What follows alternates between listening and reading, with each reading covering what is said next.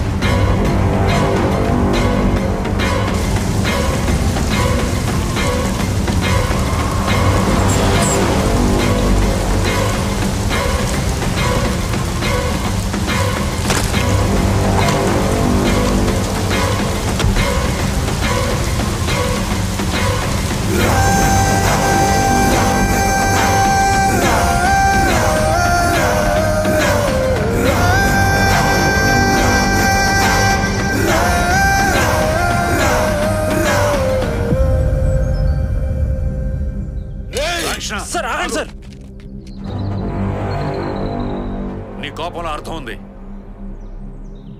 కానీ ఒకటి గుర్తుపెట్టుకో, ఇప్పటికేదని చంపావు, వీడిని కూడా చంపావనుకో నీ పగ చల్లారుతుంది, వీడి ప్రాణం పోతుంది, కానీ నీకు శిక్ష మాత్రం పెరుగుతుంది. అది ఆలోచించుకో. నాకేమైనా పర్లేదు సార్, నా కూతుర్ని చంపినవాడు బ్రతకకూడదు సార్. వీడిని నేను అరెస్ట్ చేస్తాను. వీడి చావు కోసం వీడే ఎదురు చూసేలా నేను చేస్తాను.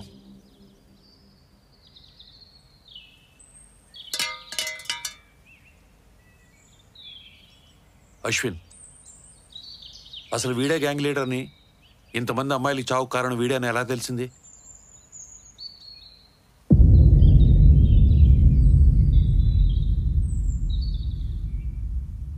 ఆ రోజు రాజు చనిపోయాక అది ఎలా జరిగిందో తెలుసుకుందామని రవిని కలిసాను సార్. కోఇన్సిడెంట్లీ కరెక్ట్గా అదే టైంకి రవి మీద కూడా అటాక్ జరిగింది.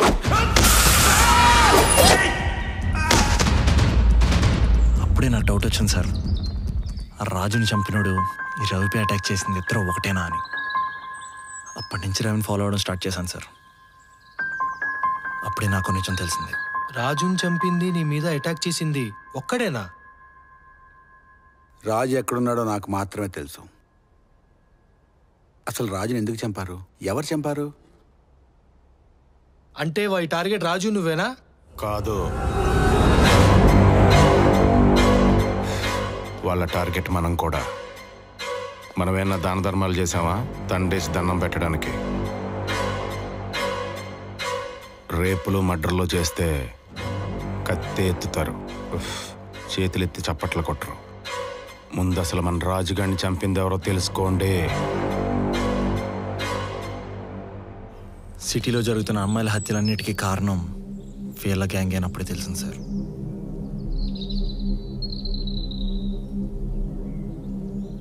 అంతేకాదు సార్, వీడి మీద జరిగిన అటాక్ కూడా మొత్తం ఫేక్.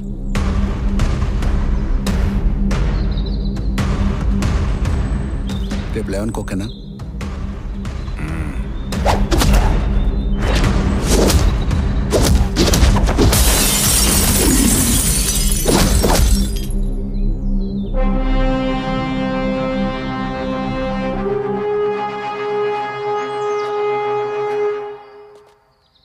ఒక మంచి పోలీస్ ఆఫీసర్గా పేరు సంపాదించుకున్నాం. ఇలా ఎలా తయారయ్యావురా? నీలాంటి వాళ్ళ వల్ల మేము పోలీసులు అని చెప్పుకోవడం సిగ్గా ఉంది. నేను ఇంకా వీడి గురించి పూర్తిగా చెప్పలేదు సార్.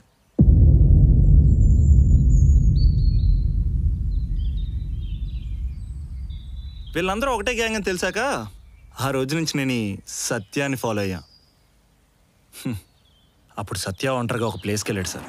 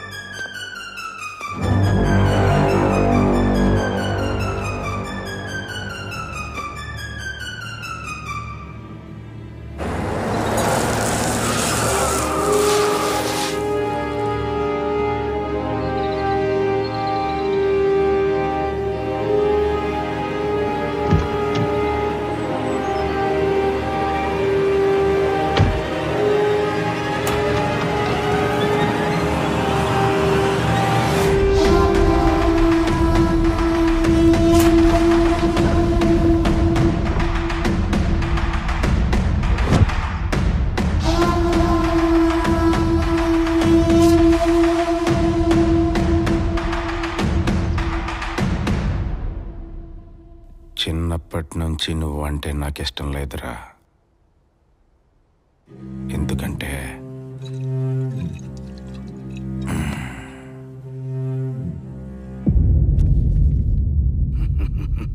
Good good. నీ రిపోర్ట్ ఇవ్వరా.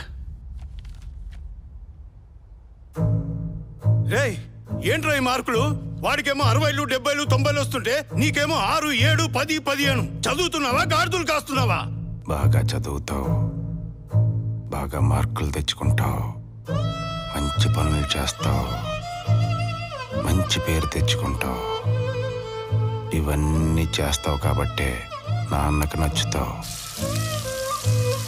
నాన్న ఆడుకోవడానికి వెళ్తున్నా. రేయ్, వాడక్కడ బుద్ధిగా చదువుకుంటుంటే నీకు ఆటలు కావాలా? ఆటలు. ఆ బ్యాట్ అక్కడ పడేసి వెళ్ళి చదువుకో.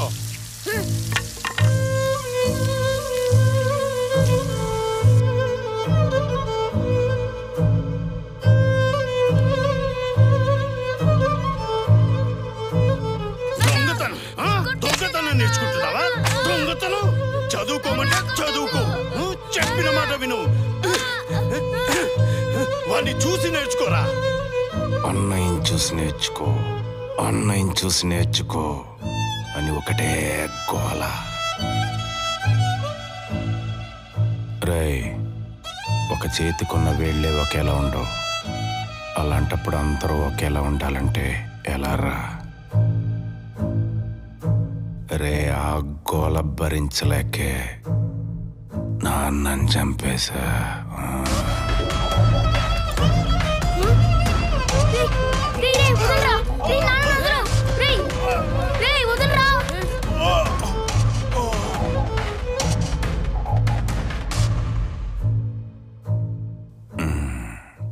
కానీ ఇప్పుడు నువ్వు చదివిన చదువు, నువ్వు ఉన్న పొజిషన్ నాకు బాగా ఉపయోగపడుతుందిరా. బాబా ఏముందరా జీవితం. కానిస్టేబుల్ల సెల్యూట్లు, ఖైదీల కళ్ళల్లో భయాలు, ఎక్కడికెళ్ళినా మర్యాదలు.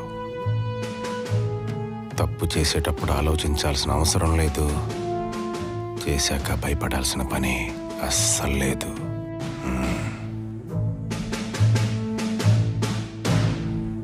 ఇలాగే పర్మనెంట్గా ఉండిపోవాలనుందిరా అన్నయ్య.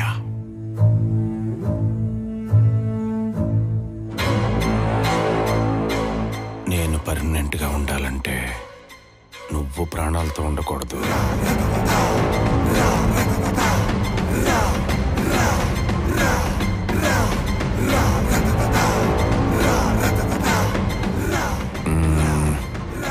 నీ అవసరం అయిపోయిందిరా అన్నయ్య.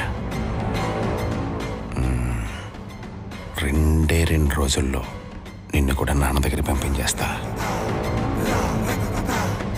నాన్న మీదొట్టు. నాన్నని చంపిన తర్వాత నీ జీవితం బాగుందని నువ్వు అనుకున్నావు. నాన్న చనిపోయినప్పుడే నీ జీవితం నాశనం అయిందని నేనంటున్నా. చిన్నప్పటి నుంచి నువ్వు చేసిన పని, చెప్పిన మాట, బతికిన బతుకు అంతా అబద్ధమే. ఎప్పుడు ఎవడేం చేస్తాడో అని ప్రతి క్షణం భయం. నీ సగం జీవితం భయంతోనే నిండిపోయింది.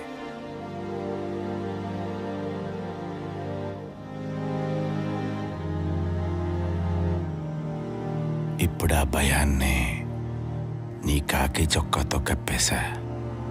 నన్నెవ్వడాపలేడు. తప్పు చేసే ప్రతివాడు దొరకననే నమ్మకంతోనే చేస్తాడు. కానీ ఆ నమ్మకాన్ని నాశనం చేయడానికి ఎవడో ఒకడు వస్తాడు.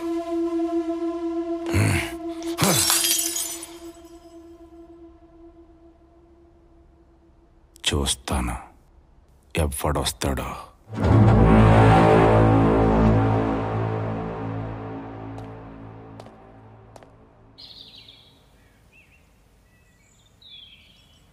ఇన్ని రోజులు మీరు అనుకున్న మంచి police officer, strict police officer ఇతనే సార్.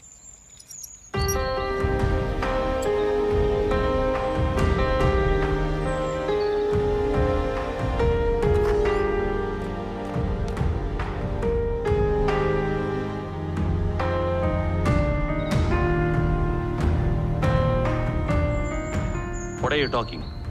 అసలు సత్య ప్లేస్లో వీడు ఎలా వచ్చాడు?